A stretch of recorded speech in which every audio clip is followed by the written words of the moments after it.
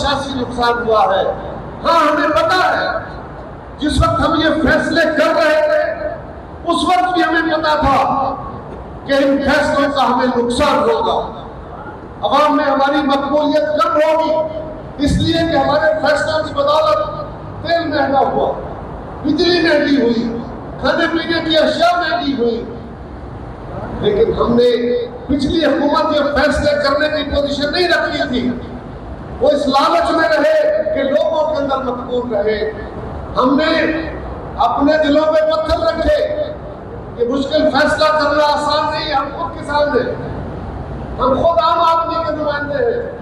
हमको यहाँ नस्लन फरास्तन तो नहीं बैठे हुए, हम आवाम के वोट लेके आते हैं।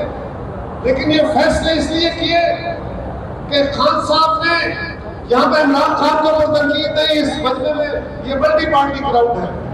लेकिन पिछली हुकूमत ने IMF के साथ जो वायदे किए थे उन वायदों से इंहिराफ की सूरत में अगर हम वो वायदे पूरे न करते तो खुदा न खास्ता आज पाकिस्तान श्रीलंका बना होता।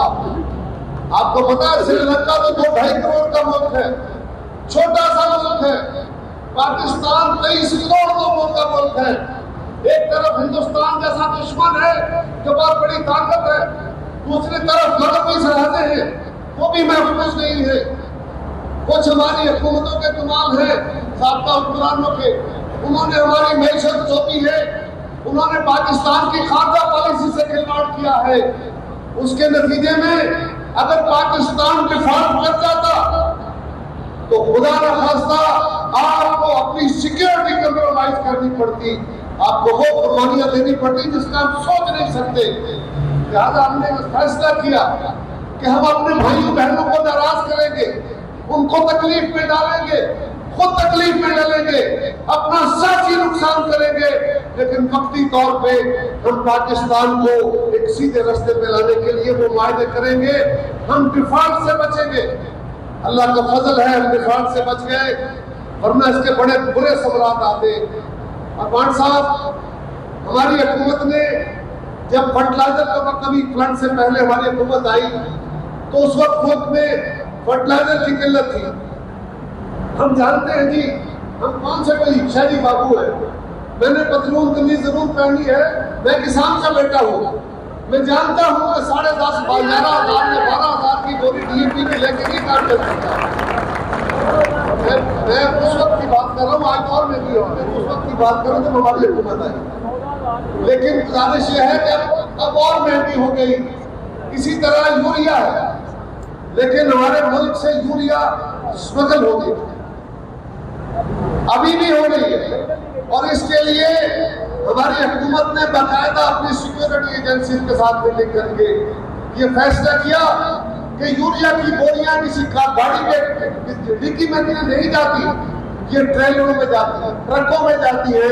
हमें वो रास्ते बंद करने होंगे जो पाकिस्तान से सस्ती खाद लेके अफगानिस्तान के रास्ते आगे जाके महंगी खाद बेचते हैं, उन्हें कोई और कयादत करनी होगी। हम अपने किसान के साथ जाती नहीं होने देंगे। मैं आपको हुक्म कह रहा हूँ, फौरी तौर पे वजीर खारजा भुट्टो साहब ने, वजीर आजम साहब ने, हमारी पूरी हुकूमत ने फौरी अमल दरामद किया और उन्होंने चाइना से फर्टिलाइजर का इम्पोर्ट फौरी तौर पे उन्होंने, अब हम मशहूर है चाइनीज हुकूमत के कि उन्होंने पाकिस्तान को शॉर्टेज का सामना नहीं करने दिया। लेकिन क्या करें मेरे भाइयों, एक काम तो हमें सबको मिलकर करना है, और वो ये है कि जो खाद अपने जखीरा करते हैं, जो खाद अपने गोदामों में छुपा के बैठते हैं, वो कौन है? वो हिंदुस्तान से नहीं आए, वो अफगानिस्तान से नहीं आए, वो हमारे भाई बंदे हैं। आप जानते हैं किस किस के गोदाम में खाद पड़ी होती है। वो खाद को स्टॉक करके हमारे ही साथी, हमारे ही ताजर, हमारे ही भाई वो महंगी खाद देते हैं आपको। जब हुकूमत उनके खिलाफ एक्शन करती है फिर हम उनको बचाने निकल पड़ते हैं। लेकिन अब ये काम बहरहाल करना होगा। हमें हर हाल में जो गोदामों में पड़ी खाद उसकी वजह से महंगी करके बेचते हैं। मैं अक्सर कहता हूँ, साहब मैंने कैबिनेट में भी कहा कि जी अगर तो ये हो कि मुझे 5,000 की बोरी भी ना मिले, फिर तो मैं समझूं कि सप्लाई साइड प्रॉब्लम है। सप्लाई मौजूद है, मुझे 1600 की या 1800 सरकारी रेट पे मुझे खाद नहीं मिलती, लेकिन अगर मैं ब्लैक में लेना चाहूँ तो जितने ट्रक लेना चाहूँ मिल जाते हैं। तो इसका मतलब ये हुआ कि खाद मौजूद है, लेकिन कौन है वो जालिम? उसको आपने भी रोकना है, उसको हमने भी रोकना है, और हमने सूबाई हुकूमतों को भी इस बात पे मजबूर करना है कि वो भी अपनी जिम्मेदारी अदा करें। हम इंशाअल्लाह ताला आपको यकीन दिलाते हैं, आपका ये जायज तरीन मुतालबा है कि फसलों की कीमत बुआई से पहले ऐलान की जाए। ये बिल्कुल दुरुस्त बात है, क्योंकि फसल की कीमत अगर पहले ऐलान होगी तो ही किसान अपने इंसेंटिव को देख के उस पर ज्यादा बेहतर काश्त कर सकेगा। इस वक्त फ्लड ने जो सूरत हाल पैदा की है, अब सिंध के अंदर मौजूदा फसल तो गई, अब गंदम की फसल भी अगर पानी टाइम पे निकल गया तब जाके लगनी है। अगर पानी निकल गया तब जाके लगनी है, वो भी पिछेती होगी अगर अल्लाह करे लग जाए। अदरवाइज हमने बाकी मुल्क के अंदर ये इंसेंटिव देके अपने किसान को सपोर्ट करके उसको खाद, बीज, तेल फराहम करके और सस्ता फराहम करके तब हम इस कमी को दूर कर सकते हैं। और इस बात के बारे में हुकूमत मुकम्मल तौर पे आगाह है और हम कोशिश कर रहे हैं। आपके इल्म में है, हुकूमत को जो ही थोड़ी स्पेस मिली है फौरी तौर पे तेल के रेट कम किए गए। अब जो स्पेस आती जा रही है और बेहतरी के आसार है, इसलिए ये डॉलर का रेट नीचे आ रहा है। और इंशाल्लाह ताला चंद दिनों में आप देखेंगे ये कुछ मार्केट फोर्सेज, कुछ काम वो है जो मार्केट के हवाले से होते हैं, और कुछ काम वो है जो हमने अपने फैसलों से, काबीना ने अपने फैसलों से, हुकूमत ने अपने फैसलों से अपने किसान और अपने सरकार को फायदे पहुंचाने हैं। तो मैं आपको यकीन दिलाता हूँ कि इंशाअल्लाह ताला आपकी जायज बातें भी पूरी होगी, बिजली के निर्ख इंशाअल्लाह कम होंगे। अक्सर हम कहते हैं ना कि हिंदुस्तान में तो बिजली सब्सिडी मिलती है, हम क्यों नहीं देते? हमारा अलमिया ये है कि हिंदुस्तान के अंदर, हिंदुस्तान वाले पंजाब के अंदर, वहां ट्यूबवेल के फीडर अलग है, उनपे घरेलू और गांव के कनेक्शन नहीं है, सनतों के कनेक्शन नहीं है, लिहाजा उन फीडरों के ऊपर बिजली बहुत सस्ती दी जाती है, वो मिक्स मीटर नहीं है। लेकिन मैं गुजारिश करता हूँ, वो हमारे यहाँ मिक्स फीडर है, उसका एक प्रॉब्लम है, ये बड़ी स्टडी हुई इसमें, इसका इलाज निकाला जा रहा है। और ये भी फैसला हुआ है कि हम अपने किसान को, हमें अल्लाह ताला ने बड़ा मौसम दिया है, हमारा सूरज तो 16-16, 14-14 घंटे सूरज चढ़ा रहता है, हम अपने किसान को कर्जा देंगे इंटरेस्ट फ्री या बहुत मिनिमम सूद के साथ, ताकि वो अपने सोलर ट्यूबवेल लगाए और इस मुसलसल बिजली के बिलों से उसकी जान छूटे। ये भी गवर्नमेंट का फैसला है और इंशाल्लाह आपको आज वज़ीर आज़म साहब इसके बारे में भी आगाह करेंगे। इसी तरह दीगर फैसले भी हम अपने किसान की खुशहाली के लिए, और ये आपकी खुशहाली नहीं है भाट साहब, हम आप पे शुक्रिया अदा करते हैं कि काम हुकूमतों के हैं, सियासी जमातों के हैं। और ये भी बात दुरुस्त है, वो कहते हैं ना भाई रोया बगैर के मां दूध नहीं देती।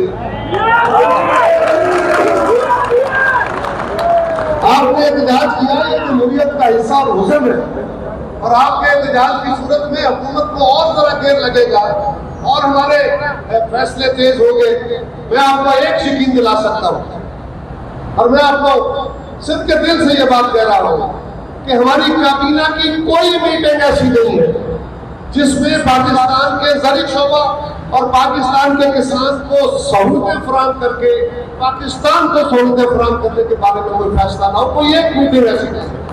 हाँ, हमारे मुश्किल फैसले थे, आज भी है, जिसका आपको तकलीफ है, नुकसान हुआ है, लेकिन इस तरह काम आगे नहीं चल सकता। यकीनन हम इनको रिव्यू कर रहे हैं। ये कुछ दिनों के, कुछ महीनों के फैसले थे, अब इंशाल्लाह आस्ता आस्ता आसानी होगी। डॉलर कम हो रहा है, तेल की कीमतें कम हो रही है, अब पाकिस्तान के अवाम को और खास तौर पर किसान को भी सहूलतें फराहम करेंगे इंशाल्लाह। गंदम का रेट एक बड़ी तयशुदा बात है, मुख्तलिफ इलाकों या सूबों के अंदर जो फसलों के रेट हैं वो इनपुट के मुताबिक होने चाहिए, इनपुट कास्ट के मुताबिक होने चाहिए। लेकिन आप भी जानते हैं, हमारी जगह अगर आप बैठे होंगे तो आप भी इन मजबूरियों का सामना करेंगे कि अगर आप निरख बहुत ज्यादा बढ़ा देते हैं तो फिर अभी मेरा भाई नारा लगा रहा था तो मैंने ऐसे कहा आटा मंगा, मैंने कहा रास्ता नारा लगाओ, अगर हमने सस्ता किया तो गंदम का रेट खराब होगा, ख्याल कर।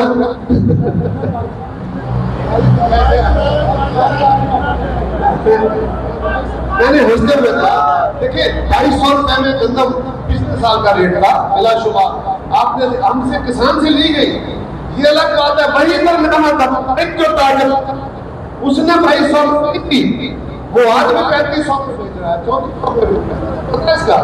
लिहाजा हमने उसका भी किया है, हुकूमत के वापस ज़खायर मौजूद है, हम इंशाअल्लाह ताला गंदम के रेट भी ठीक रखेंगे और करके तुमको भी सस्ती चीजें फराहम करेंगे। दीदी किसानों का माइक बड़ा तगड़ा है, किसान जो जने जड़े कहते किसानों का माइक तगड़ा है, मैंने पता है पिंड वाले बंदे ऐस मनी खलो के नाल अगर आवाज मारते हैं 5 मिनट में आवाज जाती है, इन्होंने स्पीकर की लोड़ नहीं। अब आने तक पहुंचिए भी आए थोड़े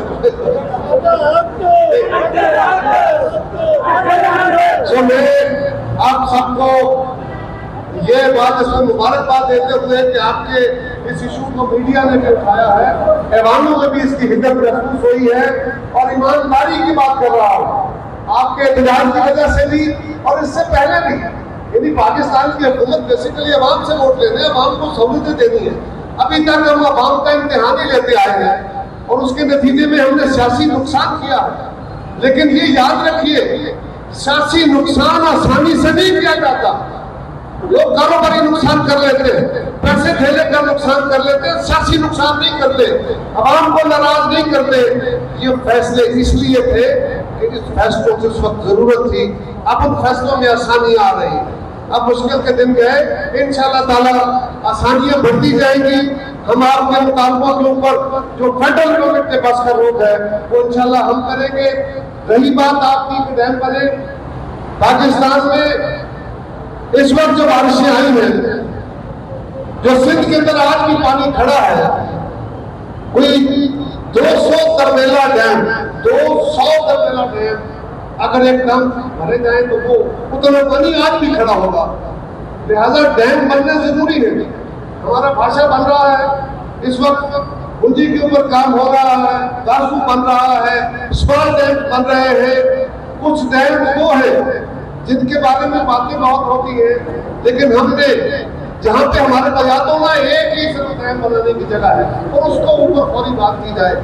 हमें चाहिए कि जो काम हम पहले बगैर किसी इख्तलाफ के कर सकते हैं पहले वो करें। ये डैम बन जाने के बाद जो हमारी साइट्स ऑलरेडी मौजूद है, ये डैम बन जाने के बाद